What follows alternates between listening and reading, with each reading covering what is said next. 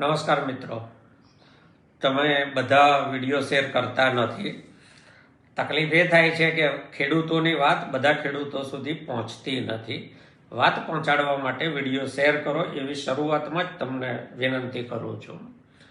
હમણાં મેં રસ્તા પર પસાર થતા કોલ્ડ સ્ટોરેજ આગળ એક દોઢ કિલોમીટર લાંબી ટ્રેક્ટરો ટ્રકોની લાઈનો જોઈ. ખેડૂતો કાયમ એક યા બીજા નિમિત્તે લાઈનમાં તો ઊભા જ હોય છે. તપાસ કરી તો ખબર પડી કે કોલ્ડ સ્ટોરેજમાં બટાકા મૂકવા માટેની લાઈનો છે. ઉત્તર ગુજરાતમાં બનાસકાંઠા, સાબરકાંઠા, અરવલ્લીમાં બટાટાનું મોટા પ્રમાણમાં વાવેતર થાય છે અને દિવસે દિવસે વધતું જાય છે. આવીને થોડા આંકડા જોતો હતો તો 2023-24માં ગુજરાતમાં 1,34,000 હેક્ટરમાં બટાટાનું વાવેતર થયું હતું અને 43 લાખ ટન ઉત્પાદન થયું હતું. 23-24માં એ વાવેતર વધીને 1,56,000 હેક્ટરમાં થયું હતું. ઉત્પાદન વધી અને 50,08,000 ટન થયું હતું. 24-25માં આંકડો વાવેતરનો લગભગ એ જ રહ્યો, 1,56,000 હેક્ટરનો. ઉત્પાદન સહેજ ઘટ્યું, 48,06,000 મેટ્રિક ટનનું થયું હતું. 25-26માં તોય વાવેતર વિસ્તાર વધીને 1,68,163 હેક્ટર થયું અને સરકારી જે એવરેજ છે ઉત્પાદનની પર હેક્ટર એ 34 ટન બટાટાનું ઉત્પાદન બતાવે છે. એના વડે ગુણાકાર કરીએ તો બટાટાનું ઉત્પાદન આ વર્ષે વધીને ગુજરાતમાં 57,17,542 ટન થશે. અરવલ્લી જિલ્લાની જો વાત કરીએ તો ગયા વર્ષ 24-25ના વર્ષમાં 6,99,000 ટનનું ઉત્પાદન થયું હતું.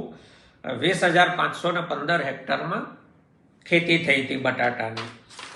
હવે આ બટાટાની ખેતી છે એ સમજવા જેવી છે. ગયા વર્ષે જે બટાટાનો ભાવ સિઝનમાં 500થી 600 રૂપિયા હતો એ બટાટાની જાત કોલંબો તરીકે ઓળખાય છે અને એ કાતરી બનાવવામાં વધારે વપરાય છે. આ વર્ષે એનો બજાર ભાવ 200-250 રૂપિયા છે. ક્યાં 500-600, ક્યાં 200-250. એવી રીતે પોખરાજ જાત જે શાક વગેરેમાં જ વપરાય છે, બંનેના ઉત્પાદન ખર્ચમાં પણ મોટો તફાવત છે. ગયે વખતે એનો ભાવ 400થી શરૂ થઈ અને સિઝનમાં 200-250 રૂપિયાની આસપાસ ટકેલો રહ્યો હતો. અત્યારે એનો બજારમાં ભાવ કોઈ ખેડૂત વેચવા જાય તો 100થી 110 રૂપિયા મણનો છે. એનો પ્રતિ હેક્ટર વાવેતર ખર્ચ લગભગ 25,000 રૂપિયા થાય છે.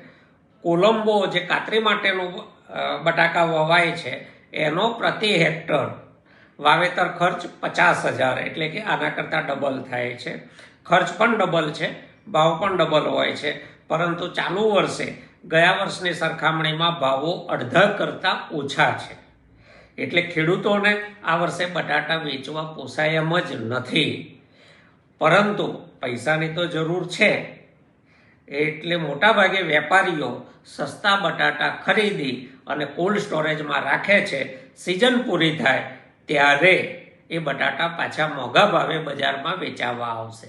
કોઈ ખેડૂતો જેમની પાસે પૈસાની સગવડ છે અથવા તાત્કાલિક પૈસાની જરૂર નથી, એવા ખેડૂતો પોતે પણ કોલ્ડ સ્ટોરેજમાં બટાટા મૂકે છે. હવે જો કોલ્ડ સ્ટોરેજના આંકડાઓ જોઈએ કેપેસિટીના, તો અરવલ્લી અને સાબરકાંઠામાં મળીને 1.25 લાખ ટનથી વધારે બટાટા સંગ્રહી શકે એટલા કોલ્ડ સ્ટોરેજ નથી. સામે લાખો ટનનું ઉત્પાદન છે. તો જ્યાં કોલ્ડ સ્ટોરેજની જગ્યા નહીં મળે ત્યાં ખેડૂતો શું કરશે? અને જો કોલ્ડ સ્ટોરેજમાં મૂકવાની જગ્યા નહીં હોય તો વેપારીઓ પણ ન ખરીદે.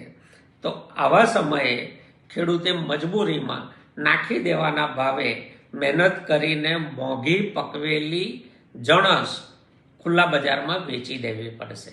વારંવાર મેં કહ્યું છે કે ખેતી માટેનું જે માળખાકીય સગવડો, ઇન્ફ્રાસ્ટ્રક્ચર ઊભું કરવાનું હોય એ ઇન્ફ્રાસ્ટ્રક્ચર સરકાર ઊભું કરતી નથી, ઈરાદાપૂર્વક ઊભું નથી કરતી. જો બે વસ્તુ હોય તો અત્યારે આ બટાટાના જે ભાવો સાવ પડી ગયા છે એને કેવી રીતે ટાળી શકાય? પૂરતા પ્રમાણમાં કોલ્ડ સ્ટોરેજની સગવડ વાવેતર વિસ્તારમાં સરકારે ઊભી કરેલી હોય અને જે ખેડૂત પોતાના બટાટા કોલ્ડ સ્ટોરેજમાં મૂકે એને બટાટાની સામે તાત્કાલિક બેંક ધિરાણ મળી જતું હોય તો આ જ ખેડૂતની તાત્કાલિક પૈસાની જરૂરિયાત પણ સંતોષાય. જ્યારે સિઝન પૂરી થાય અને ભાવ ઊંચા જાય ત્યારે ખેડૂત એ બટાટા વેચી અને એમાંથી નફો પણ કમાઈ શકે, તો જ ખેડૂતની આવક વધે. ખુલ્લા બજારમાં તાત્કાલિક વેચવા જનાર ખેડૂતની આવક ક્યારેય વધતી નથી, કારણ કે બજારમાં ખેડૂતની ગરજના સોદા થતા હોય છે. ઉત્પાદન કે એની ગુણવત્તાના નહીં, ખેડૂતની ગરજના સોદા થાય છે અને એટલા માટે ખેડૂત મરે છે.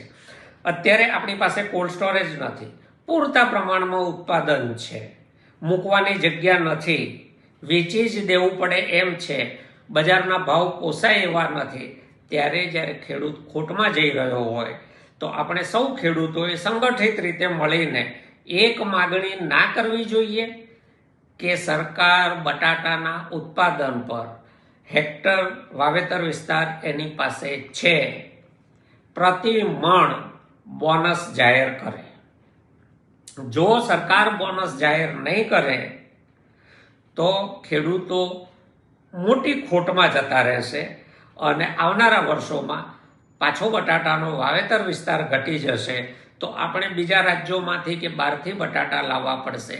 એક તરફ અમેરિકન ડીલના, યુરોપિયન ડીલના જોખમો આપણા ખેડૂતો અને પશુપાલકો માથે તોળાઈ રહ્યા છે, બીજી બાજુ અહીંના બજારમાં ભાવ નથી, સાચવવાની વ્યવસ્થા નથી, માલની સામે ધિરાણ નથી.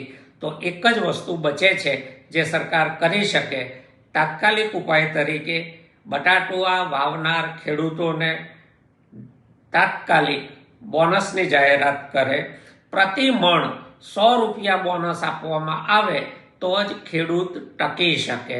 અને લાંબા ગાળાના ઉપાય તરીકે બટાટાના વાવેતર વિસ્તારમાં સરકાર પોતે મૂડીરોકાણ કરીને પૂરતા પ્રમાણમાં કોલ્ડ સ્ટોરેજની સંગ્રહ ક્ષમતા ઊભી કરે તો ફરીને સરકારે બોનસ આપવું ન પડે. ખુલ્લા બજારમાં હંમેશા અસંગઠિત વર્ગનું શોષણ થાય જ છે. ખેડૂત પણ બજારમાં અસંગઠિત રીતે વેચવા જાય છે એટલે એનું શોષણ થાય છે. આ શોષણમાંથી ખેડૂતને બહાર કાઢવાનો, ખેડૂતને નફાકારક ખેતી કરવાનો અને ખેડૂતને ટકાવી રાખવાનો એકમાત્ર કોઈ ઉપાય હોય તો એ લાંબા ગાળાની માળખાકીય સુવિધાઓ ઊભી કરવાની.